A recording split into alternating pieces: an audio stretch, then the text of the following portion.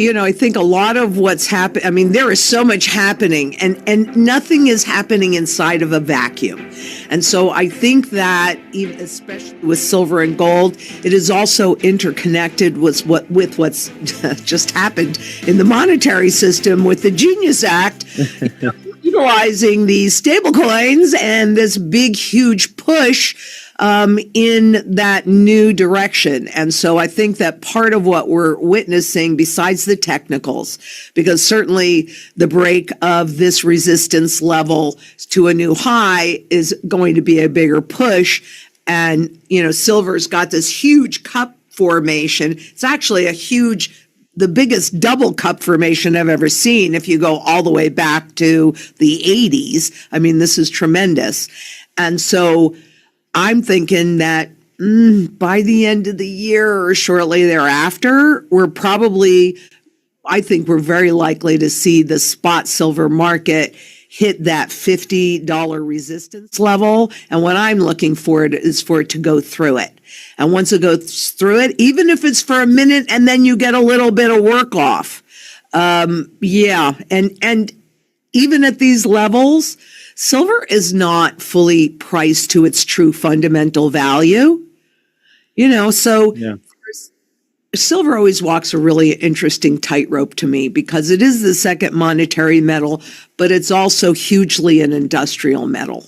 So because whenever anything is named such, then it's just the opposite. And you have to remember, I've been studying currencies and currency life cycles since 1987. Wow. What people do not realize is that when that act was signed, the new, at least this term system, this is not over. And I want everybody to 100% understand that what I'm saying doesn't mean that, this was a no big deal and we've just shifted and okay, because it doesn't work like that.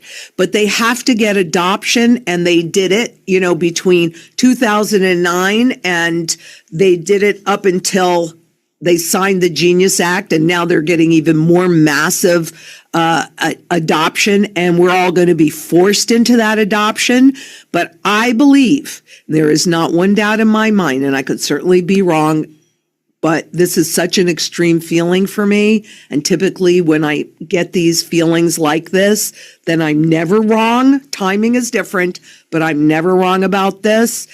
The easier and cheaper it is to make new money, the easier and cheaper it is to make new fiat money, more fiat money will be made. And this is a repetition of 1914 when they installed the Federal Reserve, and then they used corporate debt, so corporate balance sheets, to turn into Federal Reserve notes and create a whole bunch of money. And people lost about 50% of their purchasing power between 1913. It really started in 1914 because they were legalized the end of 13. But that really started in 1914, and you can see that 10-to-1 ratio. Well, now with this, you've got corporations again cooperating to create this market because, of course, who's the one that benefits, right? Corporations. Now create this money out of thin air. What that does is, number one, it expands the money that's out there, but it also is about, and I've said this before, creating artificial demand for dollars, because where it used to be gold backed, then it was petro backed. Now you're looking at the stable coins having to back the dollar to continue to give it a level of relevance, along with the fact that these corporations now are being forced they'd have to buy treasuries as well. So for the government, aside from this making a shift from a paper debt-based system into a digital purchase based system, which is what we're looking at here, that to me, my biggest concern is that we have already technically, in my opinion, based on the M2 velocity, entered a period of hyperinflation. Here you go. This is the tool to usher it in. That's my biggest concern. Especially since it's done just like when Nixon took us off the gold standard, and I was there for that. And granted, I wasn't an adult, but I was like 17 years old, something like that. So I was old enough for a certain level of awareness. And as brilliant as my family was, and I used to love to listen to my parents and aunts and uncles talk while they were playing penny ante poker, because I'd learned so much about the Depression and World War II and all of that. These are the things that they used to talk about. And yet, what do they say? Well, this isn't really going to impact that. Yes, it is, because we just shifted to an entirely new system. They don't want you to realize it, because by the time you realize it, you will be fully integrated into it, and there ain't nothing you're going to be able to do. So you got to get prepared now. I mean, you better have physical gold and silver in your possession, because I'm telling you, there is no doubt in my mind, we are fast headed toward the hyperinflation. The first thing I would say is call us and let us help you educate yourself. But I sit on the advisory board of the Citizens for Sound Money, and that is actually a global sound money movement. And I think this is an extremely important opportunity to get sound money back in the monetary system again after the collapse. So as the younger generation comes up, and my grandson is one of those he's 12, but he really understands sound money. He likes to accumulate silver. Nice. He talked me into selling him gold all day long at $15 for a coin.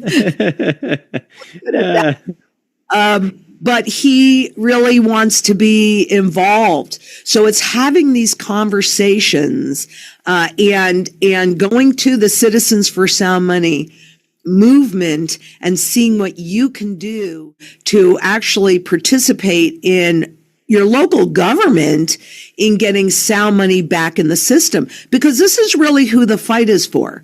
It's not for me. I'm old. I have plenty. And I'm not even really worried about my family because of what I've done for myself and them. It's for everybody else's future, because there is no greater fight than the fight for our children's future. And that's been sold down the river, and it's not okay with me. So the other thing that gives me a level of hope in this is that while President Trump is considering expanding the alternative investments inside of pension plans like crypto, which kind of scares the crap out of me, honestly. Yeah. However, inside of that too, he is proposing gold and silver, physical. So I think that he's giving something that he knows that's going to be destructive, because he is a transformative president, and this transformation must take place because there's no purchasing power left in the currency. On the other hand, I think he's also giving you tools to protect yourself with allowing and encouraging gold and silver in those systems. So that gives me a level of hope, because I do think that if we can come together in global community, so we got to do it locally and we got to do it globally, that we can have an impact in the new system, because they can't just back a currency with gold. Right.